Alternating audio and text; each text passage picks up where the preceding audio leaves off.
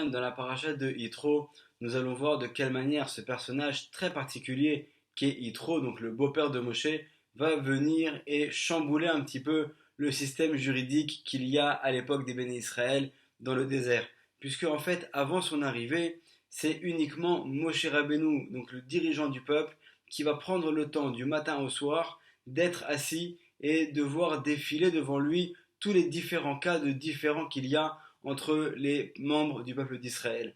Et lorsque Yitro voit cela, il lui dit: Moshe, tu ne peux pas continuer à gérer le peuple de cette manière-là, et il faut mettre en place un système hiérarchique avec des dayanim, des juges, qui vont en fait être responsables de certains groupes de personnes, et lorsque un cas sera un peu plus compliqué, alors ils pourront, selon leur niveau de compétence, le passer à une instance, à des dayanim, qui sont eux aussi à un niveau qui est plus élevé.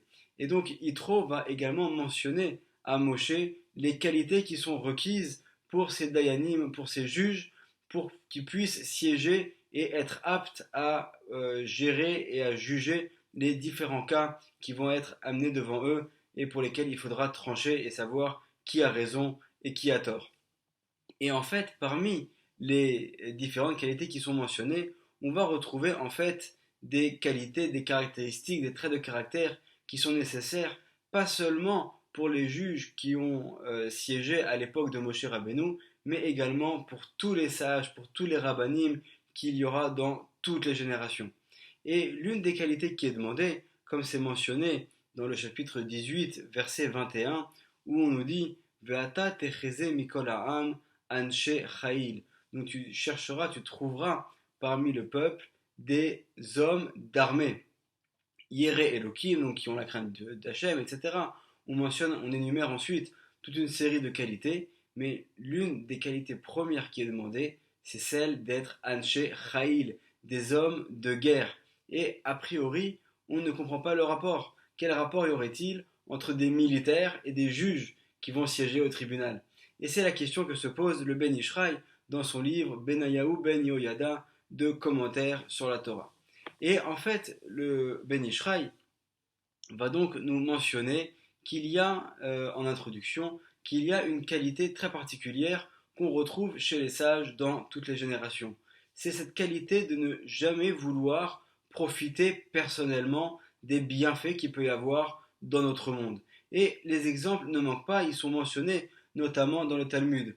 On avait déjà mentionné dans d'autres cours les qualités qui concernent Rabbi Hanina ben Dosa, qui sont mentionnées notamment dans le traité de Brachot à la page 17, où on nous dit que Rabbi Hanina ben Dosa, pour lui-même, il se contentait d'un kav harouvin, d'une mesure de karoub, mais Erev Shabbat, les Erev Shabbat, d'un vendredi à l'autre. C'est-à-dire, on veut nous dire que finalement, Rabbi Hanina ben Dosa ne mangeait quasiment rien.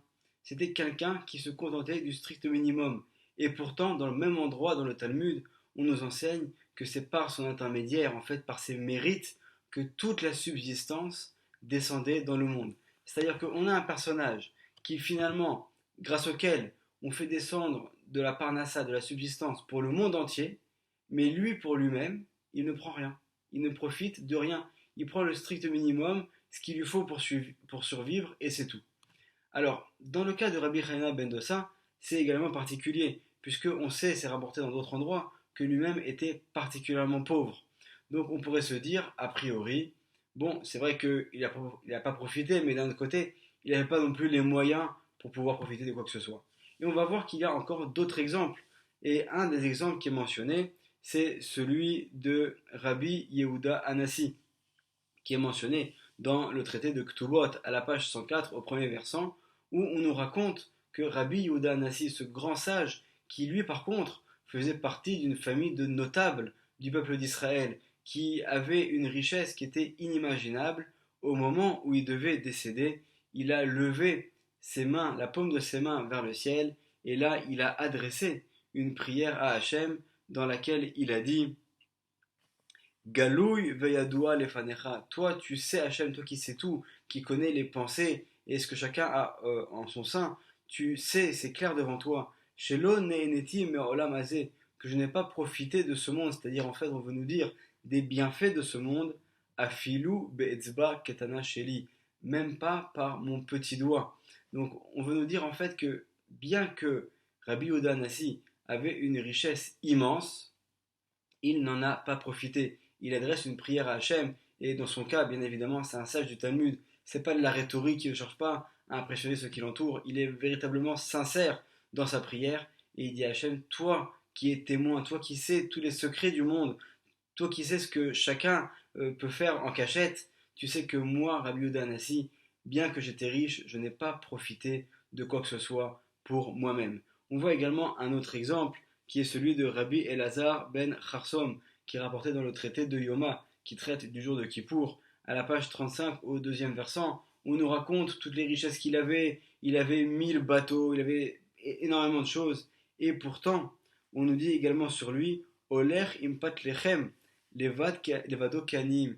Il marchait dans la rue tout seul, avec un petit morceau de pain dans la main, comme les pauvres. C'est-à-dire que bien qu'il avait une richesse qui était inimaginable, dans son comportement de tous les jours, il ne se promenait pas avec le cortège et les notables qui l'entouraient, avec des beaux vêtements pour se donner de l'importance.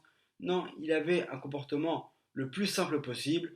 Il restait tel qu'il était. On pourrait même le confondre, celui qui ne le connaît pas. Il le croise dans la rue, il peut le confondre avec un pauvre, quand il le voit avec une apparence très simple, un petit morceau de pain. Vraiment, il se contentait juste du strict minimum, exactement de ce dont il avait besoin pour vivre.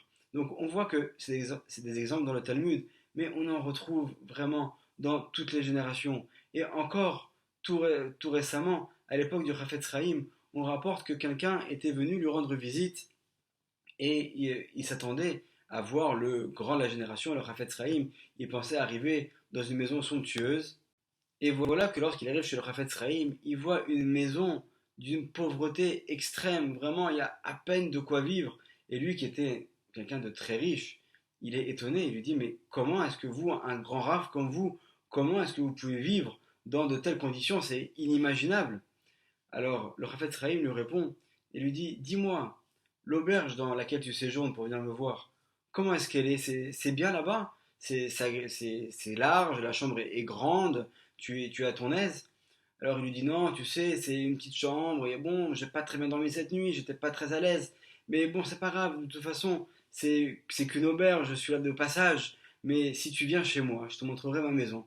Tu verras le palais somptueux que j'ai, la maison magnifique, tous les biens, et je pourrais avec grand plaisir t'inviter chez moi et te montrer tout ce que j'ai.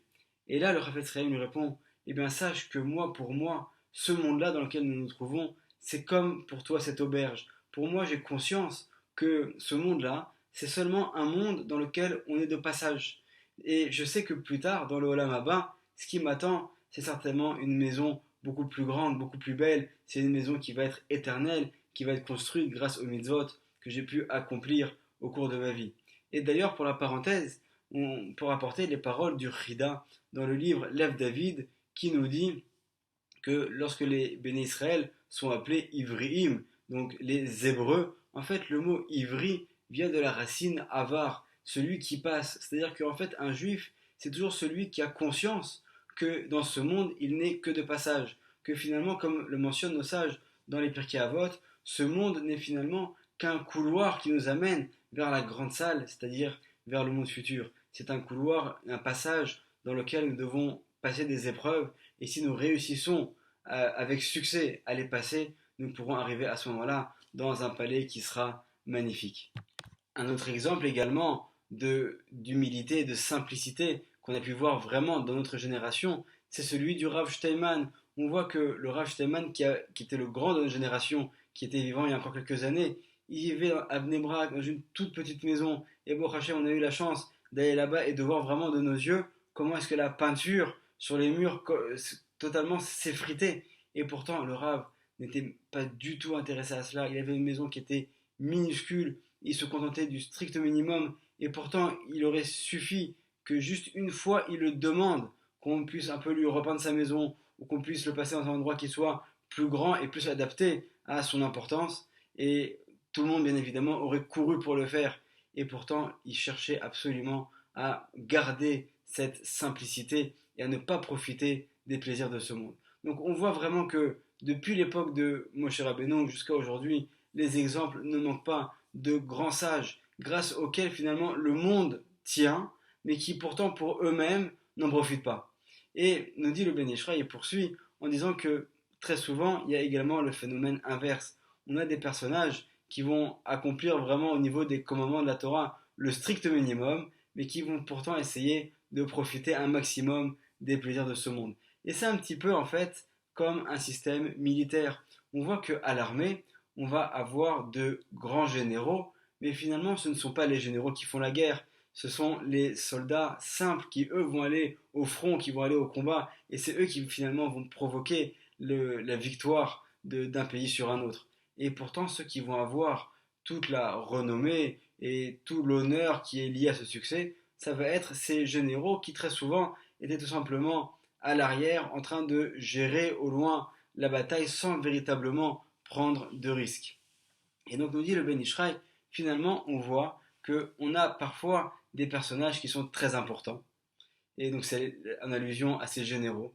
Et donc ils ont tous les honneurs, ils profitent au maximum, mais en vérité au niveau de leur action, il n'y a pas grand-chose. Et à l'inverse, on va voir qu'un simple soldat qui a été dans la boue, qui s'est battu, qui a vu des choses terribles de la guerre, finalement c'est lui qui va faire toutes les actions, mais au niveau des honneurs et du succès, finalement, il va quasiment rien recevoir. Lorsque la guerre se termine, il va rentrer chez lui, redevenir après un simple citoyen qu'on va croiser dans la rue, et finalement il n'aura jamais véritablement eu les honneurs qui sont correspondants aux actions qu'il a fait.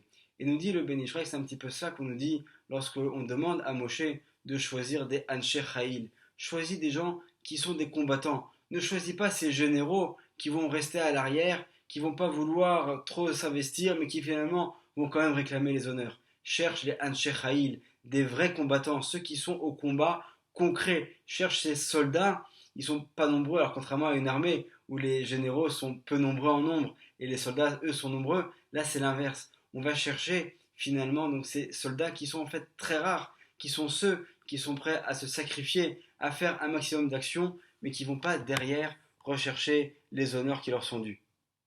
Donc on voit que cette qualité qui est mentionnée ici dans notre paracha concerne en fait toutes les générations. Et elle concerne également chacun d'entre nous. Nous devons savoir, nous aussi, alors on n'est pas au niveau bien évidemment de ces grands chachamim, de tous ces grands de toutes les générations qui eux n'ont vraiment pas du tout profité de ce monde-là et qui se sont contentés du strict minimum.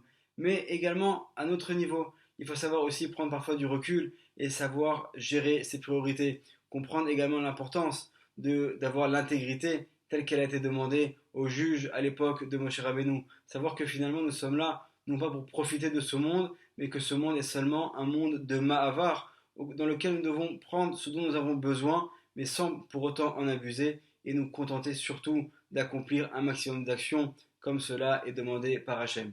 Et dans notre paracha, lorsque Yitro va venir et finalement va rétablir, d'une certaine manière, on pourrait dire, la justice dans le peuple d'Israël, il va vraiment avoir une part très importante au système qui va être mis en place. Comme on l'avait mentionné dans d'autres parachas, on rappelle que Yitro est la réincarnation de Caïn et que Moshe est la réincarnation de Evel. Et lorsque, dans la paracha de Bereshit, Caïn a tué Evel, il ne l'a pas tué après l'avoir jugé, après que Evel soit passé devant un tribunal et été condamné à mort. Caïn va faire justice par lui-même. Il va décider que son frère mérite la mort, il va le tuer tout de suite.